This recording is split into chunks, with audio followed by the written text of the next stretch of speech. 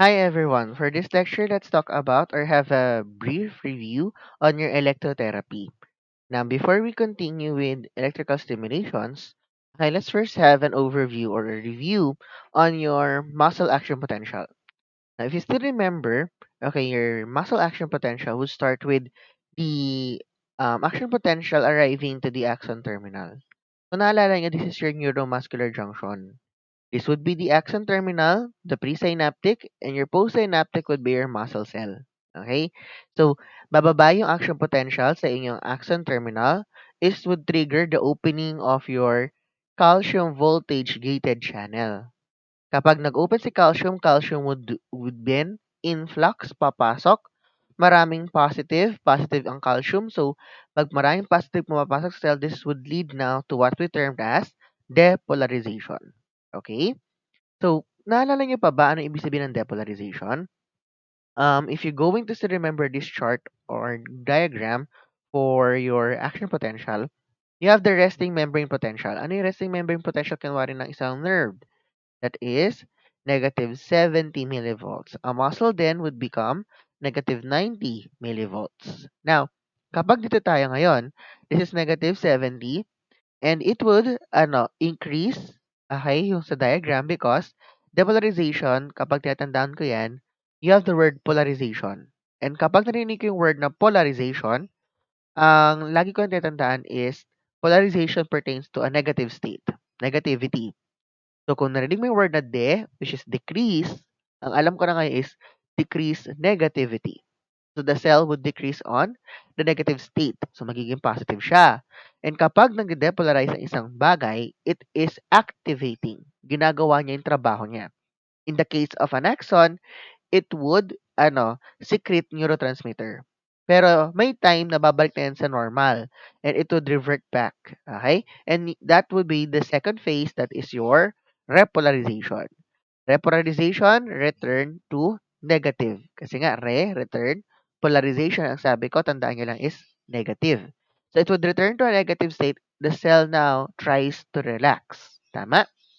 Hyperpolarization is nag-extreme yung negativity, but because of the aid of your sodium-potassium pump, it would revert back to its normal resting membrane potential. Are we clear? So, yun lang naman po yung gusto i-remind ni Sir with action potential. So, again, balik tayo sa neuromuscular junction.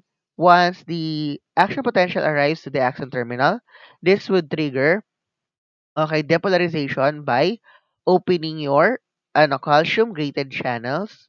Okay? Papasok si calcium, okay, to do depolarization. Dahil gagawin yung trabaho, it would now release acetylcholine. Acetylcholine would attach to the receptors, acetylcholine receptors, that would trigger the opening of your sodium-gated channels on the muscles. So, papasok ngayon si sodium dito sa loob ng muscle and it would create depolarization on the muscle. And when there is depolarization on your muscle, the muscle now would do its work. And ano ba ang function ng muscle mo? It's contraction. Okay? So, yun yung mga quick recap natin on action potential. It's because we're gonna apply it later in our electricity. Now, let's go with direct versus alternating currents that is usually utilized in electrotherapy. Now, we have direct. This is known as the unidirectional kasi one direction lang yung flow of electricity. While alternating current, this is known as the bidirectional. Okay, kasi two flow. Positive, negative, and vice versa nag-interchange. Now, take note that the flow of electricity is always from a positive to a negative terminal. So, if you still remember, your anode, that is our negative, okay, electrode, while your cathode, that is your negative electrode. So, tinanong tayo, sir, in a direct current, what is the direction of electricity? It's from the anode going to your cathode. And the alternating current, nag-alternates kasi sila. Okay? Ngayon, in clinics and sa atin, we don't no longer have your direct kasi ang meron na tayo, it's the rectifying current. Ibig sabihin, kung anode ito, it would change to a cathode later. Kaya 'di ba, hindi natin gaano nang pinapansin yung color noong ating mga electrode kapag on placement kasi nga yung mga bago ngayon, they are able to rectify. And mapapaliwanag natin later, bakit kaya ang mga latest equipment is a rectifying current, hindi na sila direct current na malimit. Okay? Iba po ang alternating ha. The alternating, hindi siya nagbabago. It would be from anode to cathode, anode to cathode, anode to cathode. So, gumaganon from anode to cathode, tapos anode to cathode. So, gumaganon pa rin siya. Okay? Now, you're gonna notice here that there is a difference between what is under the cathode and what's under the anode. Okay? And before I continue here, let's first talk about that alternating changes in charges gives time to the depolarization and depolarization segment. So, sir, paano mo ma-explain ito? Let's go with our diagram here. Now, di ba, papatong niya sa electrode. So, example, this is the anode, which is the positive electrode. And this is your cathode, the negative electrode. Pinatong mo siya sa skin. Okay, and alam mo may nerves doon at mayroong mga muscles underneath. Now, pinatong mo to. Okay, paano ulit yung flow of electricity? If this is a direct current, it would be now from the anode going to the cathode. So, ganun na yung flow of electricity natin. Now, the anode, positive to. Tama? Kapag yan ay nag-activate, gumana, binuksan mo yung ES mo. Okay, it would release ions, positive ions. Kasi kuryente yan eh. Mag-release na napakadaming positive. What happens here? Papansinin mo, positive madami. Madaming positive sa labas ng cell. Maraming positive sa labas ng cell. Okay, yung nerve mo sa loob niya, okay, what would happen? Dahil maraming positive sa labas kaysa sa loob, ano nangyari? This would lead to a negative state. Mag-hyperpolarize doon sa loob ng cell na to. While under the cathode, because the cathode here is negatively charged. So, negative, negative, negative ang mga release niya. Napakadaming negative. So, the external environment of the cell, yung labas ng anyo ng cell mo, ano nangyari? Magiging sobrang negative. And kapag sobrang negative ng labas ng cell mo, it would trigger, okay, na ay masyadong negative sa labas, sa loob ng cell ko nagiging positive. Okay? So, this would trigger depolarization kasi nagiging mas positive yung loob ng cell. If you still remember our review earlier, if there is hyperpolarization, the cell is at rest. Okay? Super at rest yan kasi more negative. Pero once that there is a positive, okay, nagiging less negative yung cell, nagiging more positive, that is termed as depolarization, this area here would contract or do their action. In the case of the nerve, it would transmit impulses. E paano? May muscle na dito. It would then perform, okay, contraction. Kaya papansin mo, under the cathode, we can manifest there is depolarization and there would be muscle contraction underneath. While in the anode, there would be hyperpolarization and relaxation of the muscles underneath. Kaya nakalagay dito that under the cathode, we will have excitations, we'll have increased contraction of muscle, and it will do depolarization. While in anode, there would be decreased excitability, okay, decreased contraction, repolarization, or hyperpolarization. Okay?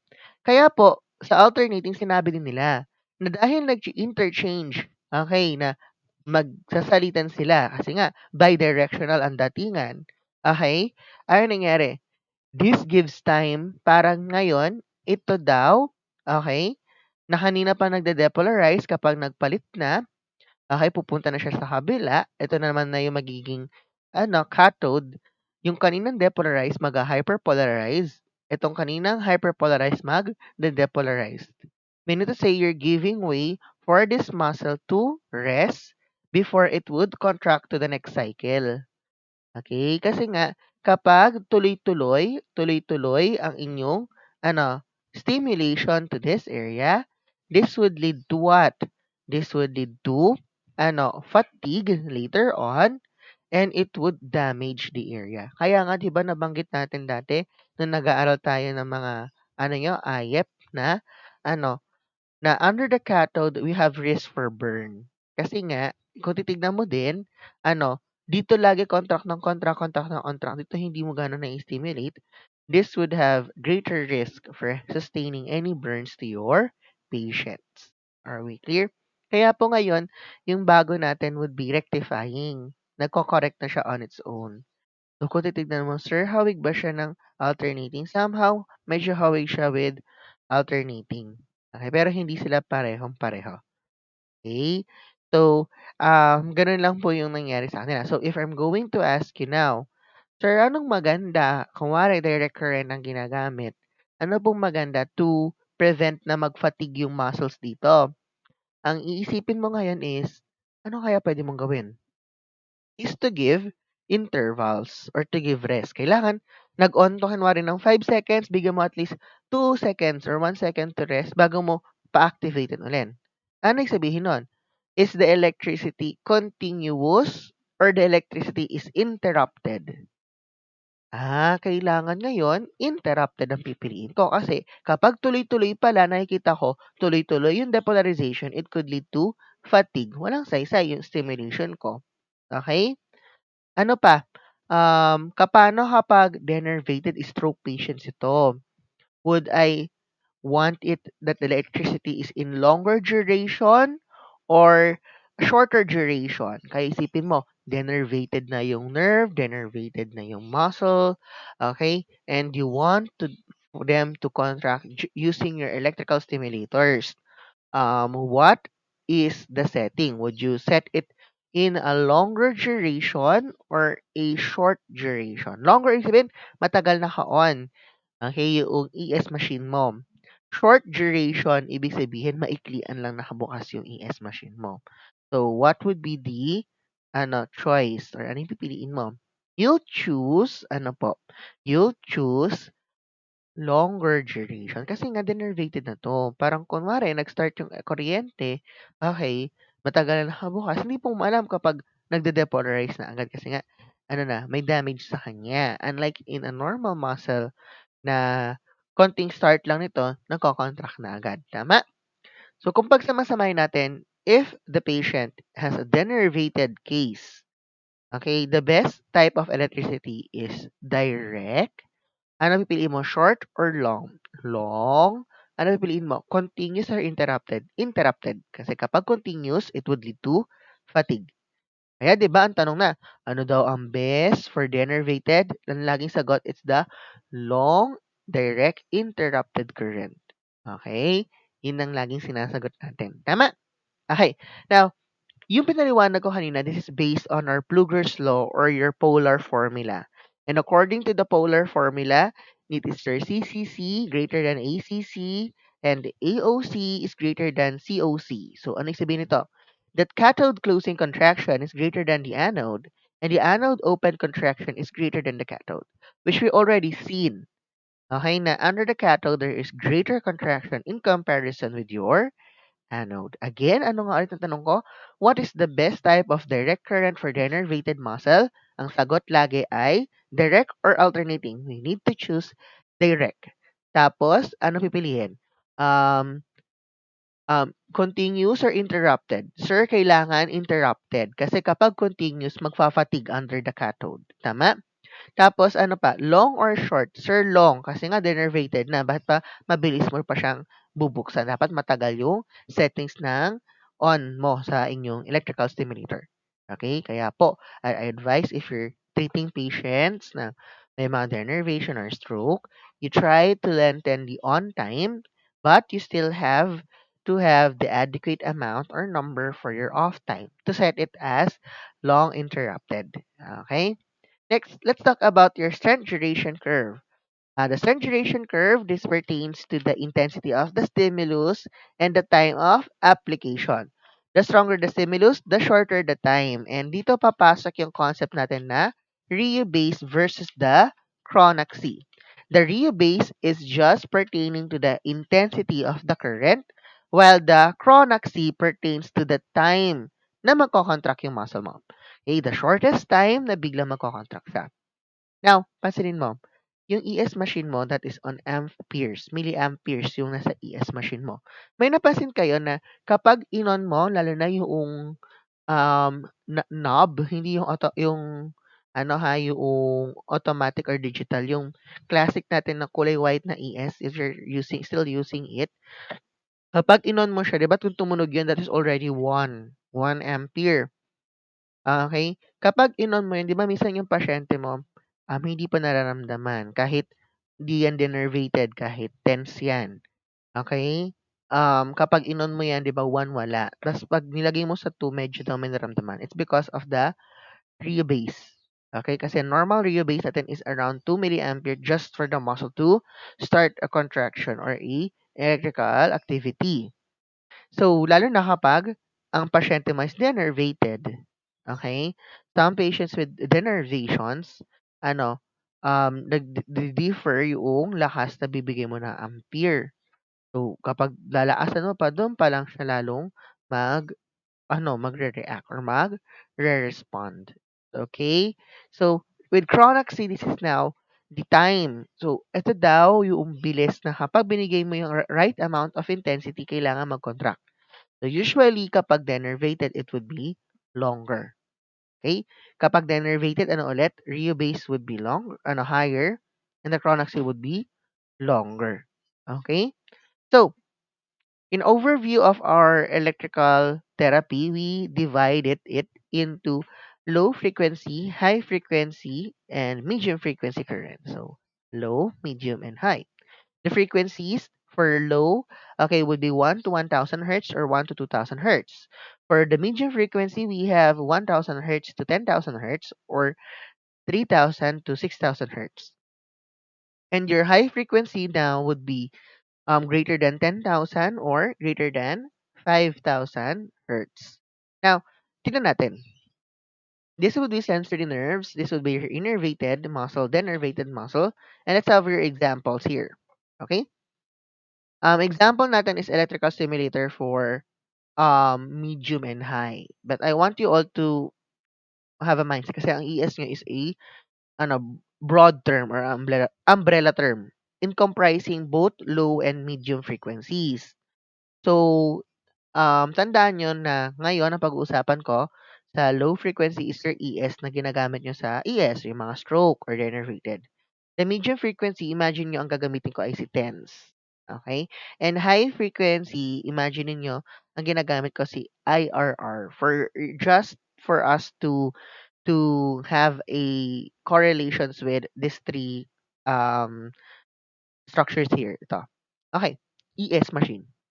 Kapag ES, kapag inon mo si ES, 'di ba may nararamdaman ng pasyente? Tama? So may nararamdaman sensory. Kasi naramdaman mo na parang daw may kinakagat-kagat. Okay? The next thing here is kapag ini-S mo 'yan sa sarili mo, which is your or in an innervated, person, normal ka, nagko-contract pa rin kahit binuksan mo, tama? Next, denervated. Sa stroke ba napapaandar niya yung muscle or napapa-contract niya yung muscle kahit denervated? Yes, it's able to do contractions for a denervated muscle. Next, for medium frequency, let's go with TENS. Sa TENS naman, ano meron? Kapag inon mo si TENS, siyempre nakakaramdam, mababawasan mo yung pain. So, check tayo for sensory nerves. Next, kapag naman sa innervated, sino dito nakaranas na ilagay mo sa traps, okay, yung TENS, okay, ilagay mo sa traps si TENS, or kahit saang muscle na may pain. May time na kapag tumataas yung intensity, ano nangyari? Yung muscle kumikibot-kibot. Naranasan niyo na yan during your internship na pinatong mo si TENS, tas na inon mo si TENS, kumikibot-kibot yung muscle or minsan nagko-contract din. Okay? It's because TENS can activate your innervated. Pero once na nilagay mo yan sa denervated, hindi na nila kayang mapakontract yung denervated muscle. Usually, napapagalaw natin or nagkakaroon ng contraction in under tense kahit innervated muscles because minsan yung inyong electrode napatong niya sa may motor point. Okay? Kaya po ngayon napapa-contract niya yung segment. And lastly, okay, imagine mo nilagamit natin si IRR para familiar for all. Ibang IRR nyo, parang ilaw na pula, so medyo mainit yan. Sensory, it would increase, nararamdaman mo mainit. And nakikita naaano mo na or nape-perceive mo na ano, na alam natin that if there is heat, okay, there is heating, there would be increase in nerve conduction, velocity, lalo na sensory. So, kasi sila yung unang-una. So, ay naku, naramdaman 'yan. Pero si IRR ba kapag nilagay mo sa may Bell's patient kapag tinapatan mo ng IRR, eh, kumikibot-kibot ba din ba yung kanyang ano, kanyang face? Hindi. So, ano, wala. So, wala yan sa Bell's, sa denervated. Lalo na sa'yo, kapag tinapat mo sa ordinary individual that you want to do superficial hitting with, wala rin naman mangyayari. So, wala din siya. So, in you're going to check, high frequencies are purely sensory. Medium frequencies are motor sensory but motor only to innervated. And low frequencies are both for sensory and innervated and denervated muscles. Are we clear? Okay, good. So, ayan yung overview natin. Now, let's first start and talk about this umbrella term, electrical stimulators. So, we have electrical stimulator or your ES. Again, it's divided into two. You have your low frequency current. Now, under low frequency current, we have, okay, your direct current. Again, ano nga ulit ang direct? This is your unidirectional current. Other term is as your galvanic current. Other also term this as your monophasic current. So, ang dami palang names ito, sir. Yes, madaming names yan. And, okay, under the direct current, we have your constant and interrupted or constant slash continuous.